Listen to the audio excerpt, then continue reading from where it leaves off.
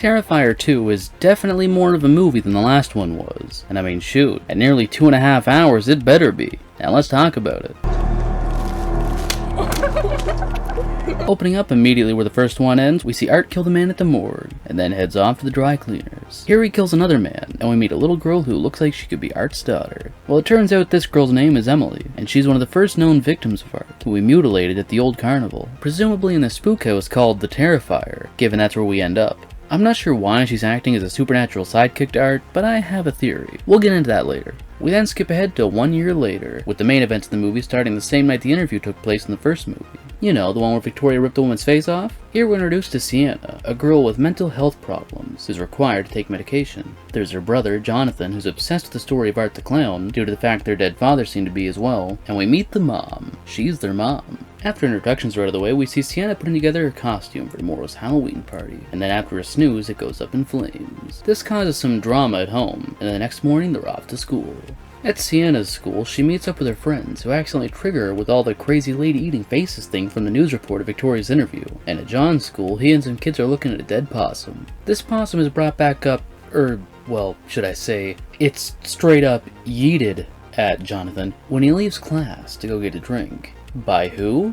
Well, Art and the girl, of course. The girl who apparently actually was there, but wasn't visible to the other people in the dry cleaners scene. I guess she's like a ghost thing? John runs away and then gets in trouble for making a gross mess in the hall, as if John didn't look scared when he was running away from the scene, or as if the school didn't have security cameras. After this, we follow Sienna to a Halloween store, where she gets some new wings for her costume, and after a bit of stalking by Art, he kills a store employee after Sienna leaves. When she gets home, she discovers Jonathan got in trouble, and also has their dad's sketchbook. Here's where we learn a bit of backstory for the clown girl, and we see their dad was sketching murder scenes from the first movie.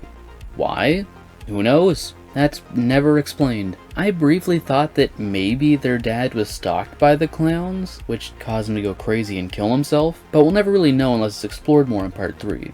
We then hop over to Allie, one of Sienna's friends. She's dealing with trick-or-treaters, and then has an Art on her front door. After hurrying him away upon discovering the blood in his bag, Art decides to break in and savagely maul her to death. This scene, like all the really graphic ones to be honest, was insanely over the top and felt like some bad cheesy shit you'd see in a Japanese splatter film. I mean, one of the things he does is literally grabbing her arm and splitting it in two. I didn't mind some of the brief stop motion stuff, or puppeteering, whatever it was, because it reminded me of that iconic Evil Dead ending. But boy was everything about that gore porn scene just awful. I mean, I'm sure most horror fans might enjoy it, at least if you really love gore, and I'm sure those of you with weak stomachs might get a little triggered by it, but as someone who's seen plenty of horror movies, these effects just looked really fake and stupid to me. After that, we see Sienna head out to the party, and Jonathan runs away after he and his mom get into a fight. But don't worry, Johnny, because while you're gone, Art's gonna shotgun blast old mama in the face. A bunch of partying happens, and after John runs into the clown girl again, he heads home and runs into the clown man.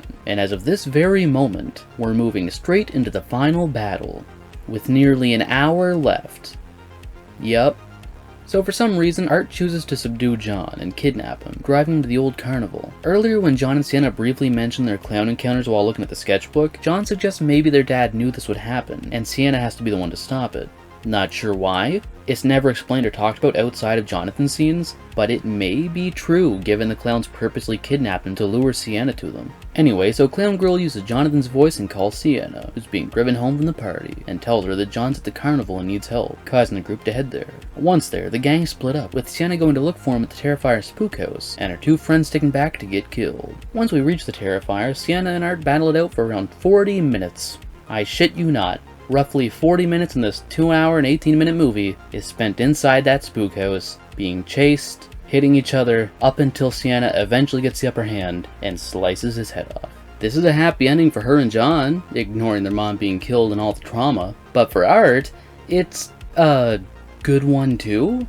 Clown Girl, whose spirit you might have thought would have moved on, takes the head and leaves, and then after some credits roll we see Victoria in a mental hospital giving birth to Art's head, that's alive. The end. Now earlier I mentioned having a theory as to why the girl's spirit acts as an accomplice. Well, you see, throughout the movie we see her eyes glow, and in the mental hospital Victoria writes Vicky plus Art on the wall, which is strange for a victim who said she wished she was dead, and then after birthing the head we see her eyes glow that same yellow. Although it's never outright said, I believe what's going on is Art is using some kind of supernatural power to kind of claim Emily and Victoria as servants, and so that's why Emily lives on as an undead supernatural clown girl, and Victoria went mad and later birthed the head.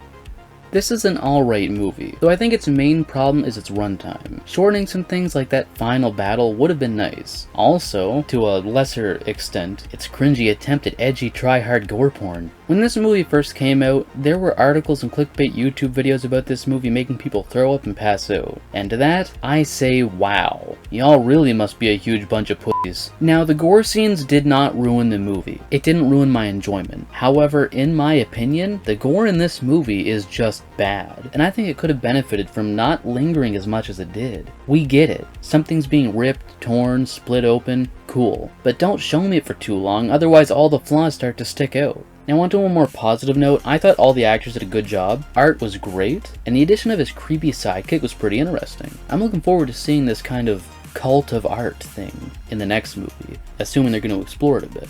Sienna was a good main character, much better than any main character from the first one, and I'm really looking forward to seeing where this franchise goes with part 3. Hopefully it explains whatever connection Sienna's dad had with Art, or goes back and shows us the start of all this, when Art presumably worked at the carnival and killed the girl. In the end of the day, I would give 2022's Terrifier 2 a 7 out of 10. It could be better, however I did have an enjoyable enough time with it, especially more than I did with the first one. If you want to watch this movie for yourself, links to it can be found in the description below. Thank you for watching, and I'll catch you next time. Have a nice day. Looking for more horror fun? You're goddamn right. Then check out the VHS comic book series, a parody of the horror genre that follows the lives of 3 teens as they fight to survive a horror movie, where every day is loaded with blood, boobs, and buds. The first 2 issues can be found in the description below.